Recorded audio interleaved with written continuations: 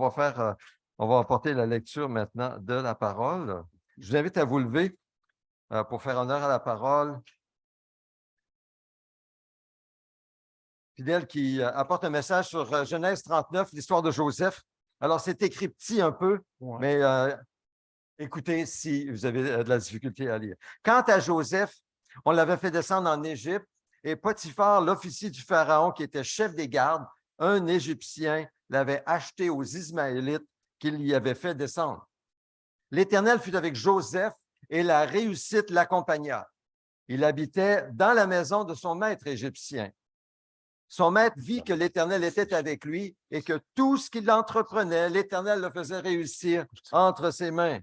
Et Joseph trouva grâce aux yeux de son maître. Il l'employa à son service, l'établit responsable de sa maison et lui confia tous ses biens. Dès que Potiphar l'eut établi responsable de sa maison et de tous ses biens, l'Éternel bénit la maison de cet Égyptien à cause de Joseph. Et la bénédiction de l'Éternel reposa sur tous ses biens, que ce soit à la maison ou au champ. Il abandonna tous ses biens entre les mains de Joseph et il ne prenait connaissance de rien avec lui, sauf de sa propre nourriture. Or, Joseph était beau à tout point de vue.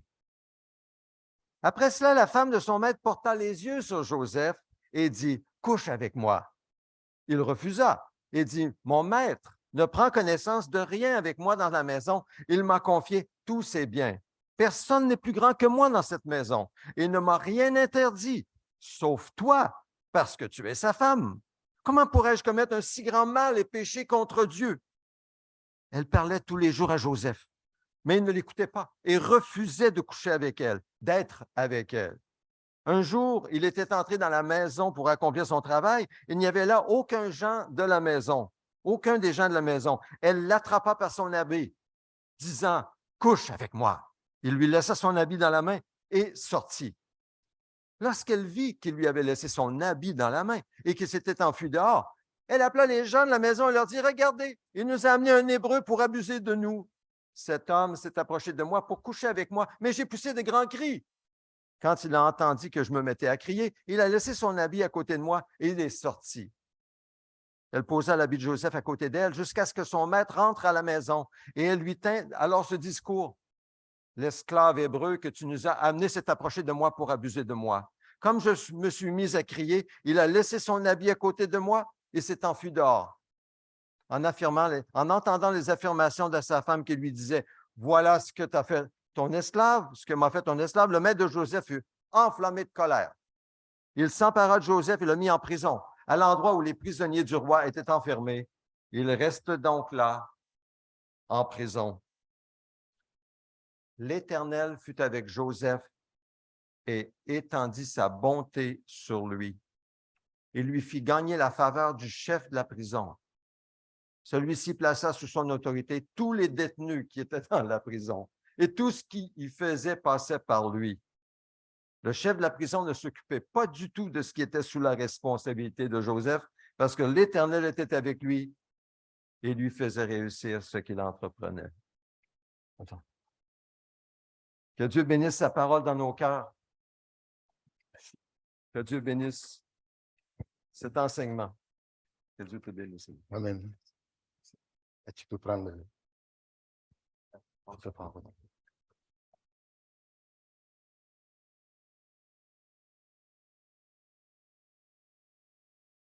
Bonsoir.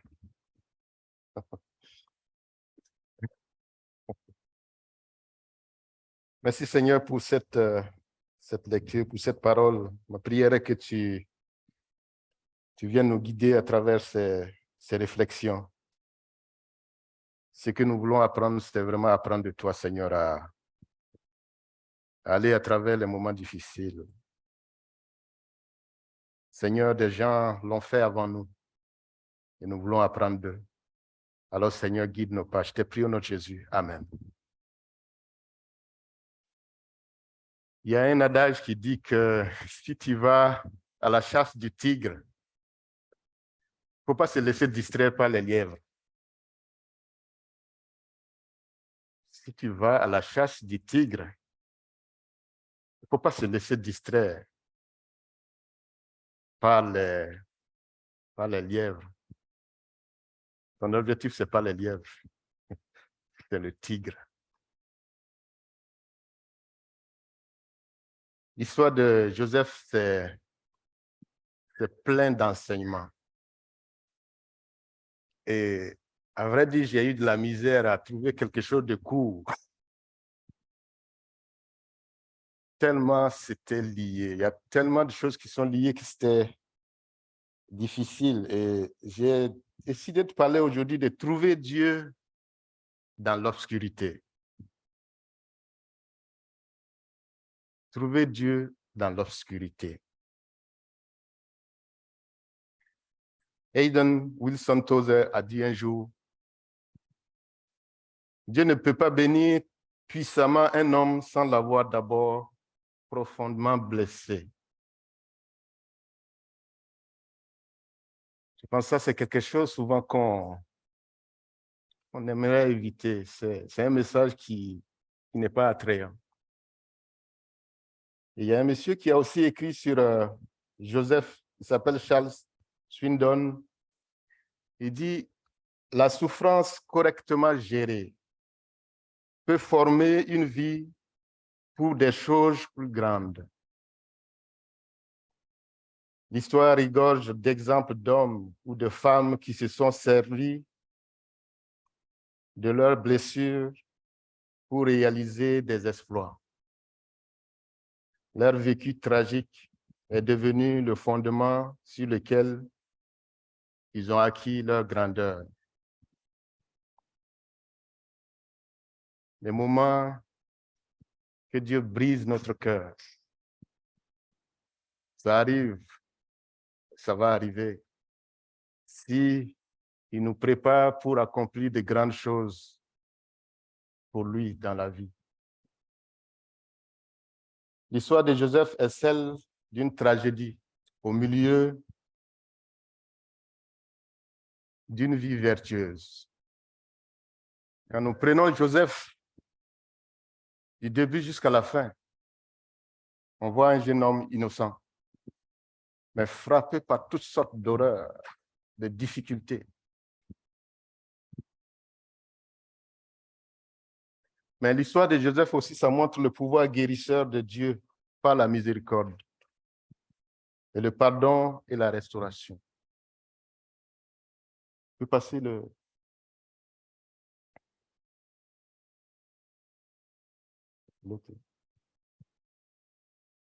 Aujourd'hui, je voulais qu'à la sortie de notre rencontre qu'on retienne que Dieu a un plan pour tout un chacun de nous.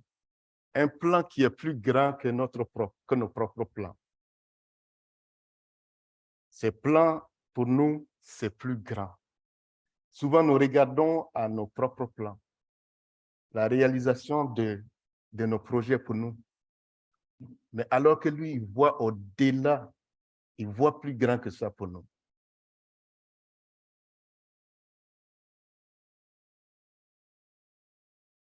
Quand tout va bien, nous disons facilement, nous sommes prêts à rendre grâce à Dieu quand tout va bien dans notre vie. Très facilement, ça c'est plus simple. J'ai réussi à mon examen, gloire à Dieu. J'ai une promotion, gloire à Dieu. Je suis en bonne santé, gloire à Dieu. J'ai reçu, gloire à Dieu quand tout va bien. Ça, c'est quelque chose qui est très facile à... C'est même, c'est presque normal.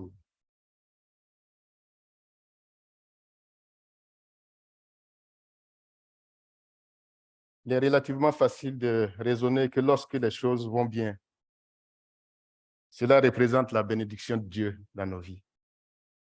La plupart d'entre nous le considèrent comme acquis. Les choses vont bien et nous remercions Dieu pour chaque don bon et parfait qui vient d'en haut.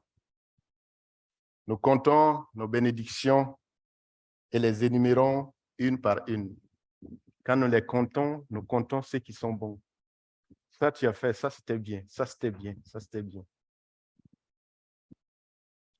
dans l'abondance et de la provision et de la sécurité d'une vie où les choses vont bien pour nous, il est raisonnable de conclure que Dieu est au milieu de tout cela. C'est facile, quand tout va bien, de reconnaître que Dieu est au milieu. Mais quand tout tourne mal, quand ça tourne mal, est-ce qu'il est là? C'est qu'on vient de lire, on dit presque 4 fois dans Genèse 39, nous lisons que Dieu était avec Joseph.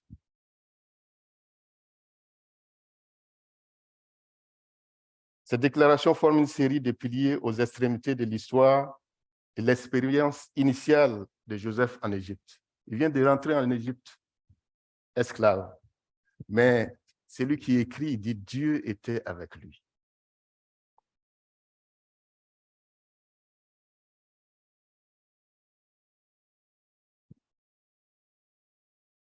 Quand les choses tournent mal, qu'est-ce que nous pensons? Quand les choses ont tourné mal, c'est-à-dire dès déjà, après que son père lui a donné un joli habit multicolore, ça allait bien.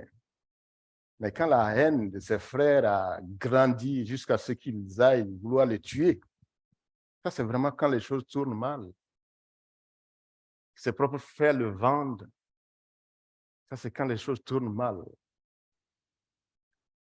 Quand on le vend comme esclave à Potiphar, ça c'est vraiment quand les choses tournent mal. Mais vous remarquez que même quand il est rentré chez Potiphar, Dieu était avec David et avec Joseph. La prospérité le suivait, la réussite le suivait. Et Potiphar lui-même a regardé, l'a vu, il a dit, Dieu est avec ce monsieur-là. Mais ça allait encore bien. Mais ça va encore tourner mal.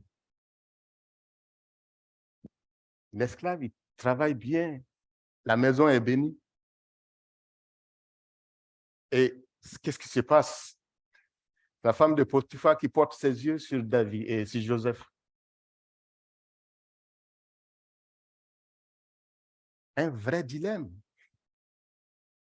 Voilà que tout allait bien. Et tu te trouves innocemment dans un dilemme. La femme de ton patron te veut. Chez nous, on avait une chanson, il y avait un chanteur ivoirien qui avait chanté une chanson où il dit « La femme de mon patron est tombée amoureuse de moi, elle m'a proposé de devenir son amant. Il dit, la femme, elle est riche, elle est belle, mais moi, je ne veux pas de problème parce que son mari, c'est mon directeur. Et moi, je ne suis que le chauffeur. Si je dis non à la femme, elle va se venger. Mais si je dis aussi ça à mon patron, je vais avoir des problèmes. Qu'est-ce que je dois faire? C'est la même chose pour Joseph. Est-ce qu'il pouvait dire à Potiphar que ta femme me fait des avances? Il a dit à la femme non. Et il a dit pourquoi? Il a dit comment pourrais-je commettre un aussi grand mal et pécher contre Dieu? Comment? Quand tu regardes l'histoire de Jacob, si on fait le lien, rappelez-vous, combien d'années Jacob a travaillé pour avoir la maman de Joseph? 14 ans. 14 ans qu'il a travaillé. Ils étaient dans le même camp. C'est Rachel était aussi dans ce même camp. Mais pendant 14 ans, Jacob n'a pas amené Rachel dans son nid. 14 ans. Ça, c'est certainement son père lui a raconté ça. Et quand ils étaient en voyage et puis leur demi-sœur Dina a été enlevée par Sichem, le prince d'une ville. Comment les frères de Joseph ont puni cette ville parce qu'ils ont déshonoré sa demi-sœur. comment ils ont fait? Ils ont tué tous les hommes, ils les ont tous tués dans la ville. Le prince, le roi lui-même et tous ceux qui étaient garçons, ils les ont tous exterminés. Ils ont pris leurs biens. Ils ont pris tout. On lit ça dans Genèse 34, de versets 25 à 29. 3 jours plus tard, alors qu'ils étaient souffrants, Siméon et Lévi, 2 fils de Jacob, frères de Dina, prirent chacun leur épée, surprirent la ville qui se croyait en sécurité et tuèrent tous les hommes. Ils passaient aussi au fil de l'épée Hamor et son fils Sichem. Ils enlevèrent Dina de la maison de Sichem et sortirent. Les fils de Jacob se jetèrent sur les morts et pillèrent la ville parce qu'on avait déshonoré leur sœur. Ils prirent leurs troupeaux, leurs bœufs et leurs ânes, ceux qui étaient dans la ville et ceux qui étaient dans les champs. Ils amenèrent en guise de butin toutes les richesses, leurs enfants, leurs femmes, ainsi que tous ceux qui se trouvaient dans les maisons. Ça, c'était la sanction que ses frères ont fait subir cette ville parce que le prince a déshonoré leur sœur. Vous comprenez pourquoi David dit, comment quand il va répondre à la femme de Potiphar, comment pourrais-je commettre un aussi grand mal? Comment? Moi, je sais ce que ça a coûté à cette ville. Je sais ce que ça a pris à ma femme et à mon père pour avoir ma mère. Je ne peux pas. Et même si je pouvais, à cause de Dieu, je ne peux pas.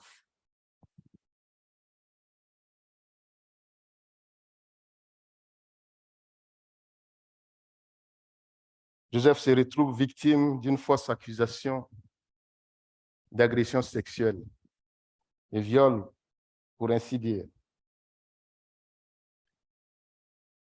C'est un scénario cauchemardesque où il nous est dit, sans effort, qu'il était totalement innocent. Mais accuser quelqu'un d'un viol, hey,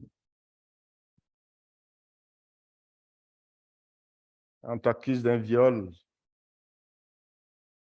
ceux qui vont croire à la déclaration et ceux qui ne vont pas croire, ça risque d'être 50-50. C'est très facile de croire. On t'accuse de viol. Certains le croiront, quelle que soit la force de la protestation. Joseph n'avait aucun recours.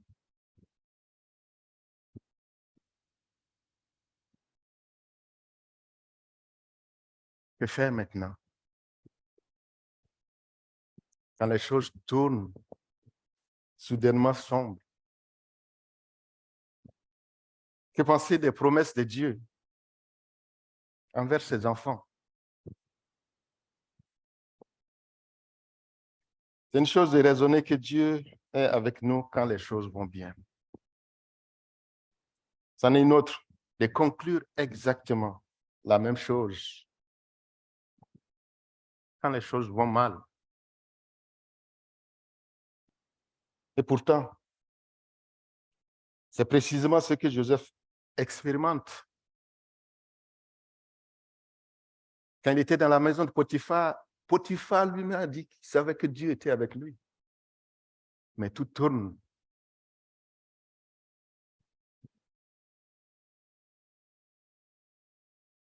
Joseph est en prison. On dit même dans la prison, Dieu était avec lui. L'Éternel fit avec Joseph et étendit sa bonté sur lui. Il fit gagner la faveur du chef de la prison.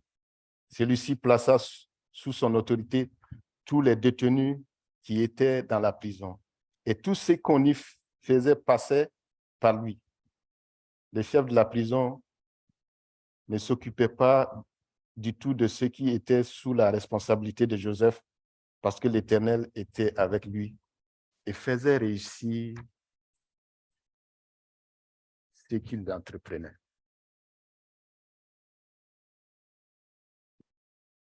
Dieu était avec Joseph dans les moments difficiles, aussi bien que dans les bonnes.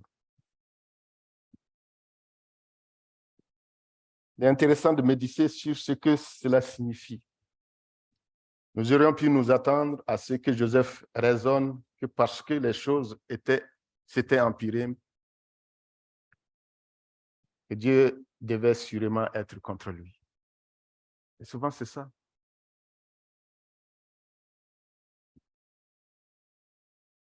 Quand les choses vont bien, nous sommes à l'aise de dire que Dieu est avec nous. Mais quand ça vire brusquement, on a tendance à se poser la question, mais qu'est-ce qui se passe? Ses frères ont eu la même réaction. Quand ils sont venus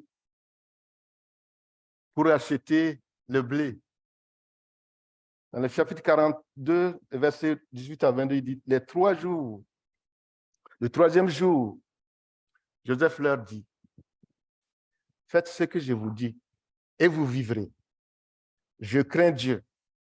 Si vous êtes sincères, qu'un seul de vous reste enfermé dans cette prison. Quant aux autres, partez, emportez du blé pour nourrir vos familles. Puis amenez-moi votre jeune frère. Ainsi, vos affirmations seront vérifiées et vous ne mourrez pas. C'est ce qu'ils firent. Ils se dirent alors l'un à l'autre, oui, nous avons été coupables envers notre frère. Nous avons bien vu sa détresse quand il nous demandait grâce et nous ne l'avons pas écouté. C'est pour cela que cette détresse nous frappe. Ruben répliqua, ne vous disiez-je pas de ne pas commettre de faute envers cet enfant? Mais vous n'avez pas écouté. Et voici que son sang nous est redemandé. Pour eux, Joseph était en train de les éprouver. Mais pour eux, ce sont les conséquences de leurs actes qui sont en train de se reproduire. Il est naturel pour nous de supposer que les choses mauvaises sont indicatives de châtiment. C'est très naturel. Quand quelque chose nous arrive, nous demandons, qu'ai-je fait pour mériter cela? Qu'ai-je fait? Vous êtes peut-être en déplacement pour une rencontre importante et le véhicule tombe en panne brusquement. Et pourtant, où vous allez, c'est vraiment important. Mais qu'est-ce que j'ai fait pour mériter ça? Je me lève, même pour des choses très simples, je me lève le matin, je dis, par exemple, demain, je vais faire la lessive. Je me lève le matin, je mets mes affaires dans la laveuse, je démarre, ça bloque. Qu'est-ce qu'il y a? Ça devrait aller. Mais qu'est-ce que je fais?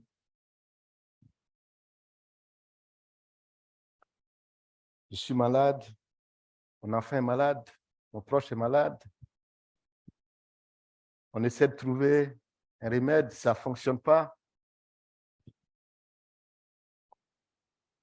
Il y a beaucoup de choses, quand ça nous arrive, on se pose cette question. Qu'ai-je fait pour mériter cela?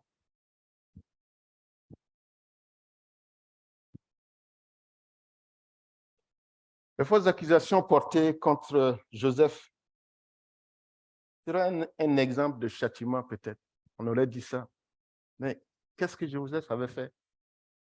Le seul mal que Joseph a fait, c'est de faire prospérer les biens de Potiphar. Il n'a rien fait.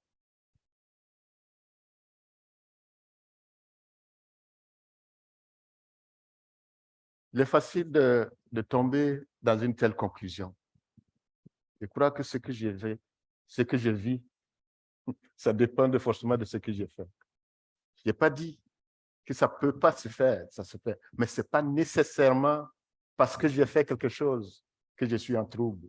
Ce n'est pas parce que nécessairement que j'ai fait quelque chose de mauvais que ma voiture tombe en panne. Ce n'est pas parce que nécessairement j'ai fait du mal que je suis malade.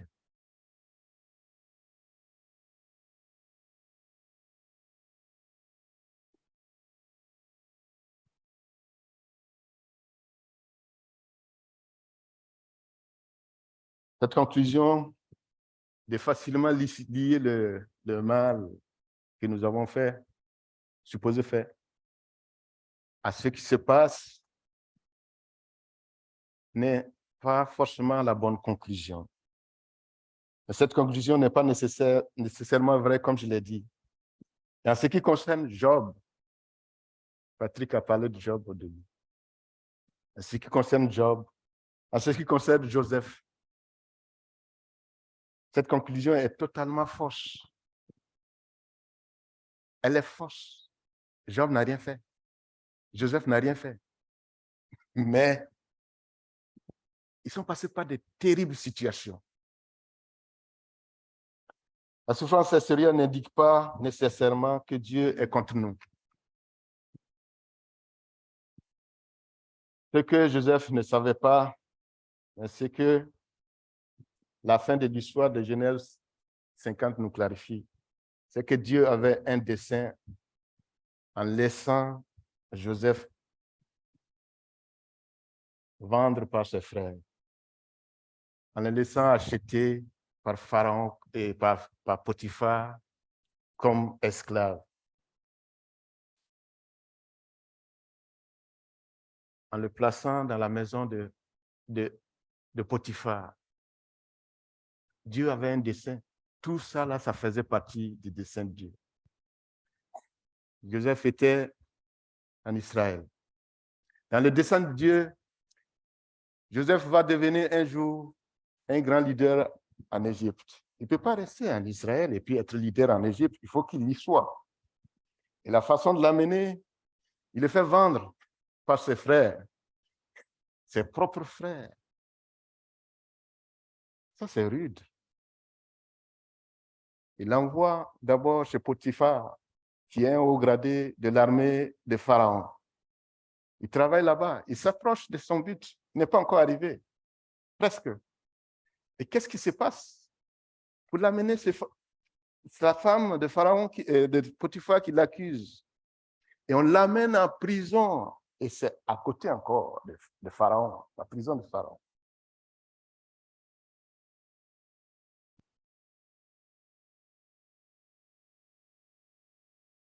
Dieu sait mettre chacun à sa place, à la bonne place et au bon moment. Il sait le faire. Il savait que la place de Joseph en ces périodes-là, c'était à la prison de Pharaon. Parce que Pharaon aura besoin de Joseph pour interpréter ses rêves. Et ses rêves vraiment à portée de main, là. Et c'est dans la prison qu'on a découvert ce don que Joseph avait, qui pouvait interpréter les songes. Vous vous rappelez ces deux serviteurs de Pharaon qui ont été emprisonnés. Ils ont eu des songes et ils ont expliqué à Joseph. Joseph les a expliqués et ça s'est passé exactement comme il a dit. Il a dit, dans 3 jours, toi, on va te rétablir. Dans 3 jours, toi, on va te tuer. 3 jours, ça s'est passé. Et nous jugeons souvent, et c'est là Joseph dit à celui qui apporte la coupe au Pharaon, si tu sors, s'il te plaît, pense à moi. Dis du bien de moi au Pharaon. Est-ce qu'il a fait? Il a oublié. Est-ce que c'était son rôle? il a oublié parce que le moment n'était pas encore venu. Mais les jours, 2 ans plus tard, que le moment est venu, qu'est-ce qui s'est passé? Ça devait être une nuit comme toutes les nuits où Joseph se couche et qui pense que rien ne se passe. Alors que dans la chambre de Pharaon, il y a de grandes choses qui se passent.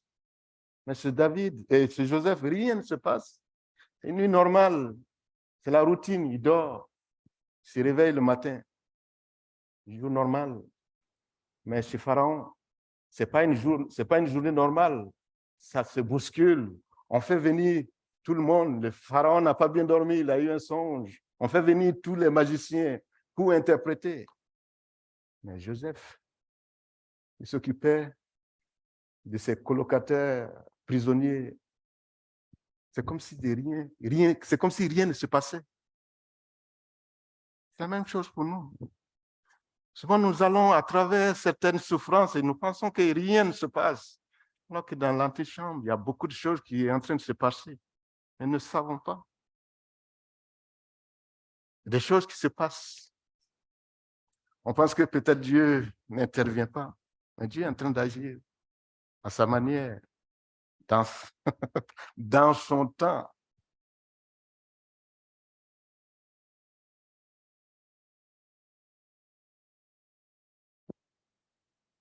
Quand le moment est venu, c'est maintenant que celui qui apporte la coupe s'est rappelé. On peut s'en prendre à lui. Mais c'était le moment que Dieu avait prévu que ça se passe. Ce n'était pas avant. Pour que Joseph lui parle, ce n'était pas avant. C'était en ce moment. Il a parlé. C'est là qu'on est allé chercher Joseph. On est allé le chercher. Quand ça arrive là, rien ne peut l'empêcher. Et c'est la même chose quand nous sommes dans des moments de difficulté, quand nous passons des moments sombres dans la vie. Dieu est toujours avec nous. C'est vrai. Dieu agit d'une façon très mystérieuse souvent, qu'on ne comprend pas. Et ça, c'est Dieu. Parce que si on le comprenait, il ne serait plus Dieu. Il utilise différents moyens pour que Joseph soit à la bonne place au bon moment. Et je peux dire que certainement, c'est en ce moment que Joseph a pu comprendre tous ces éléments, tous ces moments difficiles qui se sont passés dans sa vie. Vers la fin, quand son père est décédé, ses frères doutaient toujours que certainement Joseph allait se venger. Ils ont fait une délégation pour le rencontrer. Et quand les frères de Joseph virent que leur père était mort, ils se dirent, si Joseph nous prenait en haine, il nous rendait tout le mal que nous lui avons fait. Ils firent dire à Joseph, ton père a donné l'ordre suivant. Avant de mourir, voici ce que vous direz à Joseph. Oh, pardonne les crimes de tes frères et leurs péchés, car ils t'ont fait du mal. Pardonne maintenant le crime des serviteurs du Dieu de ton père. Joseph pleura à l'écoute de leur message. Ses frères vinrent eux-mêmes et se jetaient à ses pieds et dirent, nous sommes tes serviteurs. Joseph leur dit, n'ayez pas peur. Suis-je en effet à la place de Dieu? Vous aviez projeté de me faire du mal. Dieu l'a changé en bien pour accomplir ce qui arrive aujourd'hui, pour sauver la vie à un peuple nombreux. Désormais, n'ayez donc plus peur. Je pourvoirai à vos besoins et à ceux de vos enfants. C'est ainsi qu'il est réconfortant en parlant à leur cœur. C'est ça la puissance de la restauration de Dieu dans nos vies. Quand je disais au début, quand on va à la chasse des tigres, il ne faut pas se laisser distraire par les lapins, c'est ça. Quand Joseph se trouvait devant Pharaon, c'est qu'il pouvait demander, peut-être que Pharaon lui rende justice parce qu'on l'a forcément accusé, on l'a forcément mis en prison. Il n'a pas fait mention de ça. Que ce soit Potiphar lui-même qui savait que Joseph était innocent, que ce soit sa femme. Joseph n'a pas demandé à ce qu'on lui rende justice de ça. Et comme il vient de le dire à ses frères, ce qu'ils ont voulu faire pour lui comme mal, ce n'est pas ça qui s'est arrivé. Mais c'est Dieu qui a planifié les choses comme ça. Comment lui peut se lever encore pour les venger? Seule la foi en l'amour constant de Dieu envers nous résonne de cette manière. Voir plus grand que nos propres projets. Peu importe à quel point le chemin devient sombre. Il y a une raison à cela. Je peux ne pas la connaître. Mais cela n'est pas important. Ce qui est important, c'est que Dieu lui connaît la raison. Pierre nous encourageait dans ses lettres en disant ceci. Béni soit Dieu, le Père de notre Seigneur Jésus-Christ, conformément à sa grande bonté. Il nous a fait naître de nouveau à travers la résurrection de Jésus-Christ pour une espérance vivante, pour un héritage qui ne peut ni se détruire, ni s'essuyer, ni perdre son éclat. Il vous est réservé dans le ciel, à vous qui êtes gardés par la puissance de Dieu, au moyen de la foi, pour le salut prêt à être révélé dans les derniers temps. C'est ce qui fait votre joie. Même si maintenant, puisqu'il le faut, vous êtes pour un peu de temps attristés par diverses épreuves. Ainsi, la valeur éprouvée de votre foi, beaucoup plus précieuse que l'or, qui est périssable et que l'on soumet pourtant à l'épreuve de feu, aura pour résultat la louange, la gloire et l'honneur lorsque Jésus-Christ apparaîtra. Nos épreuves, c'est pour un bout de temps. Mais quand Jésus apparaîtra, tout sera fini. Les projets de Dieu que Dieu a formés pour moi sont de loin plus grands que mes propres projets. Et c'est vrai pour vous aussi. Les projets de Dieu pour toi, c'est plus grand que tes projets que toi tu as actuellement. Et sur le chemin de la réalisation de ces projets, il y aura des embûches. Mais sache que c'est lui qui les met et il sait comment tu vas passer à travers ces embûches. Peut-être que tu te sens aujourd'hui en prison, pas forcément en prison de quelque chose, en prison d'une situation injuste. Peut-être que tu te sens peut-être oublié, comme le serviteur de Pharaon a oublié de parler du bien de Joseph à Pharaon. que tu te sentes oublié. Parce que tu as confié à quelqu'un, mais la personne n'a pas réagi.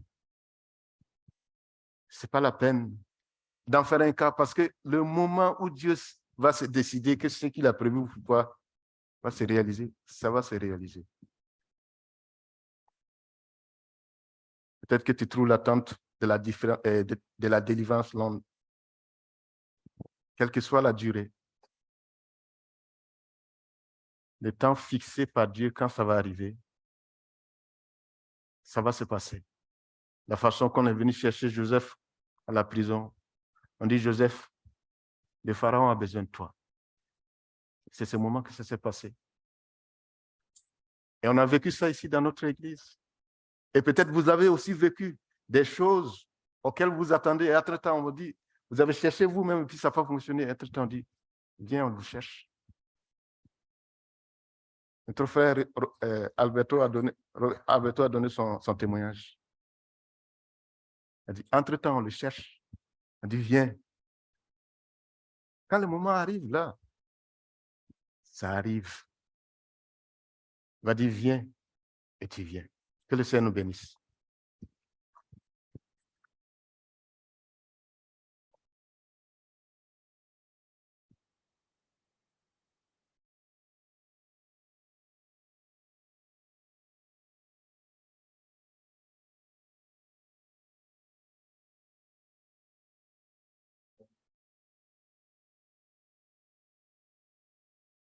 Nous allons nous approcher de la table du Seigneur ensemble. Prenons un moment de silence. Parlons avec le Seigneur dans notre cœur selon ce qu'il vient nous donner. Confessons nos fautes. Reconnaissons nos doutes. Et approchons-nous de la table de communion.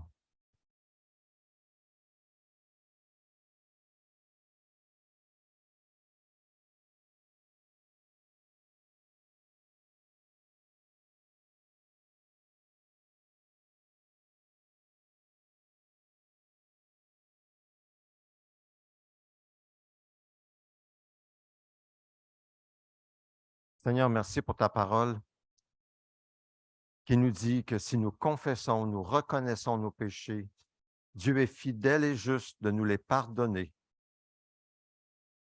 et de nous purifier de toute iniquité. Merci Seigneur Jésus d'être ici, au milieu de nous. Tu nous offres maintenant ce repas. Tu l'as partagé avec tes disciples le soir avant de donner ta vie pour nous à la croix, en disant, prenez, ceci est mon corps, livré pour vous. Faites ceci en souvenir de moi. Et c'est ce que nous faisons ensemble.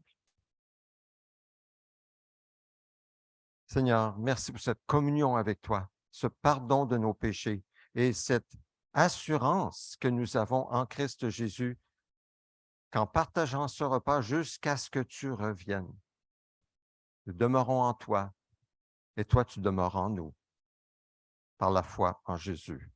Amen.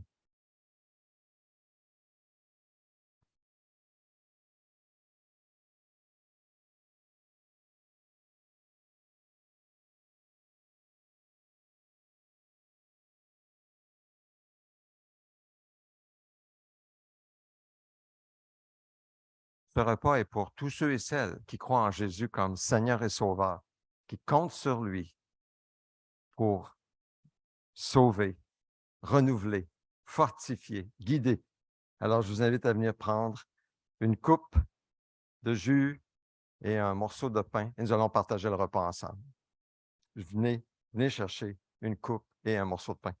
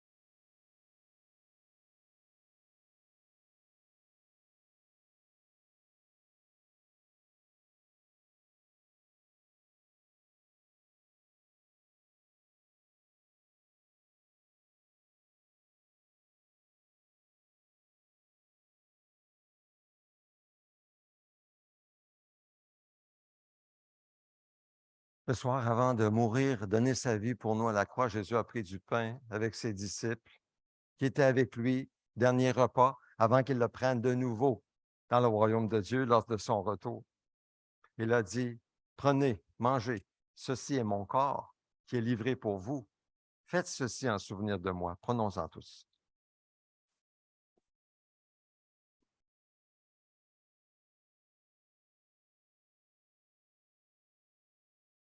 Seigneur, en prenant ce pain, nous communions avec toi en Jésus-Christ, dans ton corps, livré pour nous. C'est un geste tangible que nous faisons, qui démontre notre foi en toi et en toi seul pour être notre sauveur. Toi qui as pris notre péché et nos péchés sur ton corps, sur le bois, tu les as expiés entièrement. Merci, Seigneur. Amen. Ensuite, il a pris la coupe d'action de grâce. Il l'a donnée à ses disciples en disant, prenez, buvez-en tous. Ceci est mon sang livré pour vous. Prenons-en tous.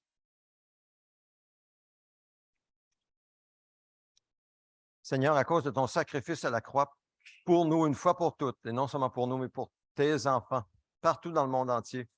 Seigneur, nous attendons ton retour. Nous annonçons ta mort et ta résurrection jusqu'à ton retour.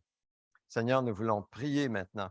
Prier que ton Saint-Esprit, oui, ton Saint-Esprit, étant donné qu'il voit en nous un vase pur, un vase sanctifié, puisses-tu le remplir jusqu'à déborder et produire le fruit de l'Esprit qui est si bon, l'amour, la joie, la paix, la bonté, la douceur, la bienveillance, la maîtrise de soi, la fidélité, Seigneur.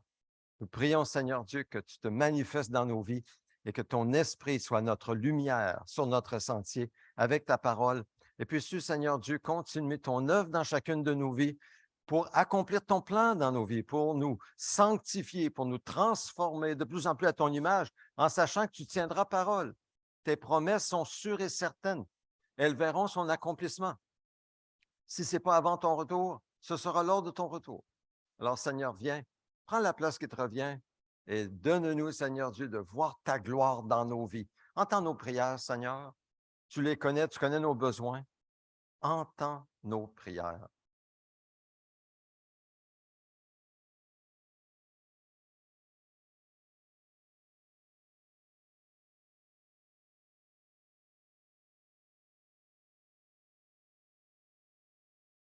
Prends la place qui te revient comme la tête, le chef de l'Église, le bon berger. Pour chacun des projets que tu mets sur notre cœur, nous prions que tu les accomplisses par nous en ton temps pour ta gloire, au nom de Jésus. Amen. Amen.